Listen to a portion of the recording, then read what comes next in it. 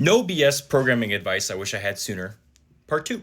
The feeling of being dumb or not knowing what you're doing or being confused is never going to go away.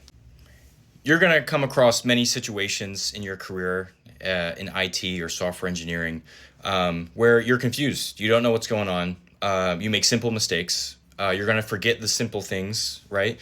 You're going to have to look things up. It doesn't mean that you're a bad software engineer.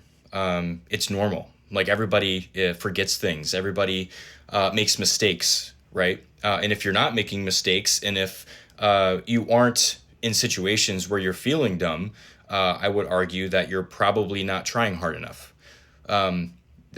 Something that you need to get used to is being in situations where you're uncomfortable and you feel like you don't know what's going on. Feeling like this doesn't mean that you're not capable of being one. It doesn't mean that you're a bad software engineer. It doesn't mean that you're worse than your peers because everybody goes through it. Not everybody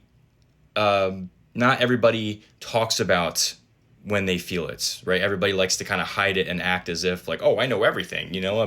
I'm Mr. I can start spewing algorithms and stuff off the top of my head. But the reality of it is, like, being a software engineer isn't a simple or easy career. It's why we're usually paid pretty decently. But it's something that you need to get used to. So if you want to be a software engineer, get used to feeling like you're lost or that you're confused or things are very challenging because it'll never go away.